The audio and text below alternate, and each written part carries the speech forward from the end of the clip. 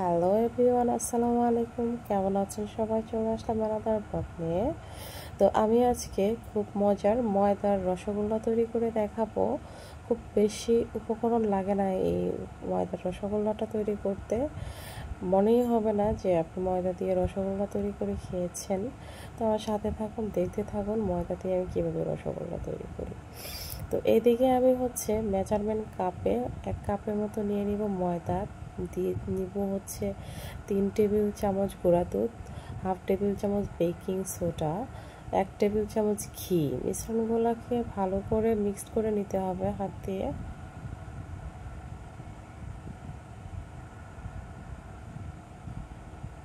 আর এই পর্যায়ে আমি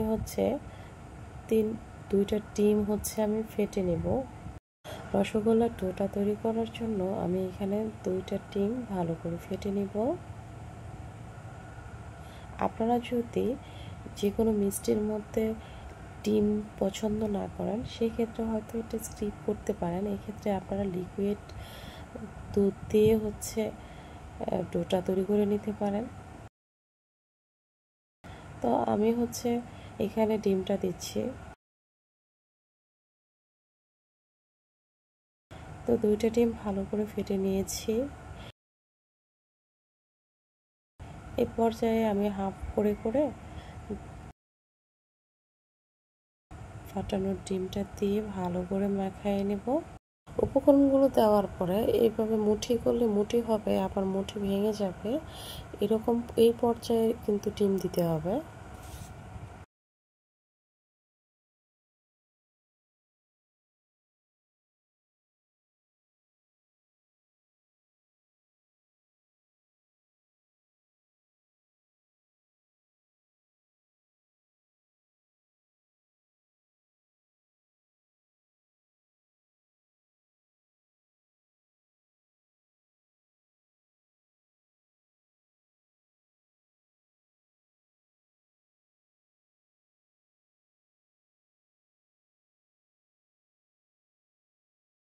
এই পর্যায়ে মনে হতে পারে ডোটা নরম হয়ে গিয়েছে, কিন্তু 5 মিনিট রেস্ট দেওয়ার পর কিন্তু এই ডোটা ঠিক হয়ে যাবে, সেট হয়ে যাবে এটা পুরোপুরি।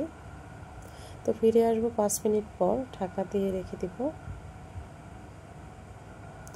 তো 5 মিনিট হয়ে গিয়েছে, হাতের মধ্যে ঘি লাগিয়ে নিয়ে এখন আমি একটা শেপ দিয়ে রসগোল্লার শেপ দিয়ে মিষ্টিগুলো তৈরি করে নেব।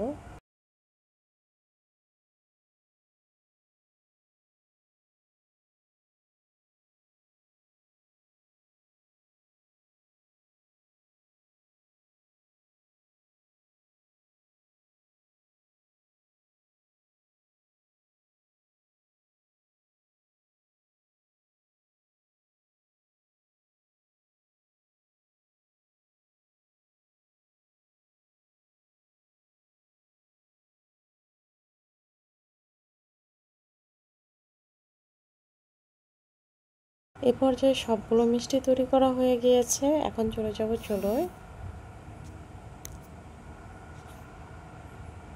চুলার মধ্যে একটা প্যান বসায় দিয়ে দিয়েছি প্রায় 3 কাপের মতো চিনি, আর সেম কাপে দিয়ে দিব 2 কাপের মতো পানি। শিরাটা কিন্তু খুব বেশি ঘন করা যাবে না, ভালো একটা শুকরানের জন্য দিয়ে দিয়েছি 3টা এলাচ। শিরাটা একটু পাতলা করে নিতে হবে।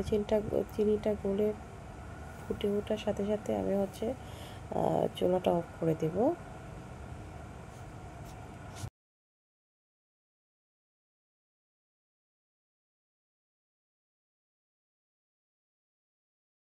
তো এই পর্যায়ে শিরাটা পুরোপুরি রেডি হয়ে গিয়েছে, চিনি গলে গিয়েছে। এখন চুলো থেকে শিরাটা নামিয়ে নিব। চুলায় আরেকটা প্যান বসায় দিয়েছি, ভাজার জন্য পর্যাপ্ত রান্নার তেল দিয়ে দিয়েছি।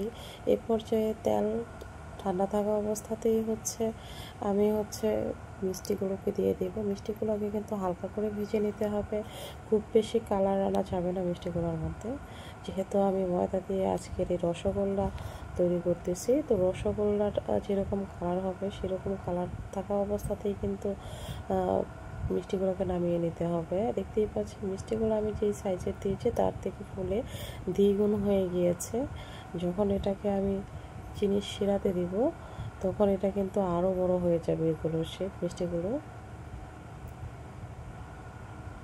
এখন ঢাকা দিয়ে মিষ্টিগুলোকে 2 মিনিটের মতো কুক করে নেব। এই পর্যায়ে চুলাটাকে অফ করে দেব। অফ করে 1 ঘন্টা পর পরিবেশন করব। তো 1 ঘন্টা হয়ে গিয়েছে, দেখতেই পাচ্ছেন মিষ্টিগুলো হচ্ছে ফুলে দ্বিগুণ হয়ে গিয়েছে আর যথেষ্ট রসালো হয়েছে। আপনারা এই সুজির মিষ্টিটা খেলে বুঝতেই পারবেন না যে আপনারা ছানা ছাড়া এই মিষ্টিটা তৈরি করা হয়েছে। দেখতে যেমন সুন্দর হয়েছে, খেতেও কিন্তু দারুণ হয়েছে। ভিডিওটি ভালো লাগলে লাইক, কমেন্ট, শেয়ার দিয়ে পাশে থাকবেন। আর এই চ্যানেলটি সাবস্ক্রাইব করে দেওয়ার অনুরোধ রইল। ফিরে আসবো এরপর কোনো একটি ভিডিও নিয়ে। সে পর্যন্ত আপনারা সবাই ভালো থাকবেন, সুস্থ থাকবেন। Take care. আল্লাহ হাফেজ।